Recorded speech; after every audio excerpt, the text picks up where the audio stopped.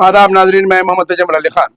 لاکھوں کو فرزندان توحید نے حج کی سعادت حاصل کی ہے، جس میں عرفات کے میدان سے خطبہ عرفات سننے کے بعد مزدلفہ کے لیے روانہ ہوئے ہیں، اور آج ان کے لیے رمی کا دن ہے، اور اس کے بعد ہی ان کے حج کی تکمیل عمل میں آئے گی۔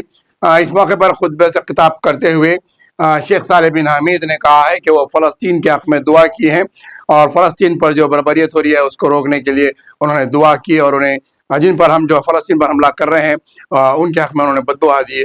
تو وہیں پر انہوں نے خواتین اور بچوں پر ظلم کرنے والوں کو برباد کر دینے کی بھی دعا ذکر کیا ہے۔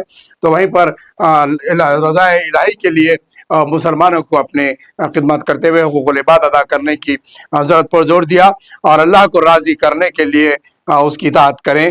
ان کے خطبات کے اہم پہلوات تھے جس پر انہوں نے زور دیا ہے۔ تمام سادات حج کو حاصل کرتے ہوئے عالم اسلام کے تقریباً 20 لاکھ مسلمان میدان مزدلفہ میں رات میں قیام کیے، اور اب صبح سے اب تک کی جو اطلاع آ رہی ہے اس میں تقریباً حجاج کرام رمی کر چکے ہیں۔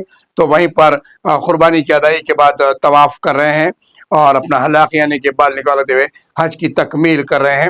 اب تک کے حالات کے حساب سے سعودی عرب نے کافی بہترین انتظامات کیے ہیں۔ جہاں شدید گرمی کا انتظام ہے، وہاں پر جو ہے خاص طور پر ٹھنڈ پہنچنے کے لیے پنکھے اور جو ہے ڈرون کے ذریعے سے بھی بیمار مریضوں کو دوائیں پہنچائی گئی ہے۔ جگہ جگہ پانی کے انتظامات کرتے ہوئے سیکورٹی کے بہترین انتظامات کیے گئے ہیں تاکہ حجاج کرام جو ہے بہترین طریقے سے اپنے حج کی عمل کر سکیں، اور شدید گرمی سے راحت پہنچانے کے لیے متعدد اقدامات حکومت کی جانب سے کیے گئے ہیں۔ اور کل اور پرسوں 2 دن کے بعد جو ہے حجاج پورے اپنے وطن کو واپسی کے لیے رہیں گے۔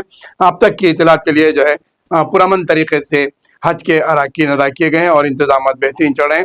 اور حیدرآباد سے تلنگانہ سے تعلق رکھنے والے حجاج کرام بھی محفوظ ہیں، اور وہ اپنے تمام تر حج کے مناسک ادا کر رہے ہیں۔ یہ اطلاعات حج کمیٹی کی جانب سے بھی دی جا رہی ہے کہ تلنگانہ کے جتنے بھی 6000 حجاج اور دیگر اضلاع کے ملا کر 9000 سے قریب جو حجاج تلنگانہ سے پہنچے ہیں، وہ اب تک بھی بحفاظت ہیں اور پورے اپنے ارکان ادا کر رہے ہیں۔ یہ اطلاعات حج کمیٹی کی جانب سے بھی دی جا رہی ہے۔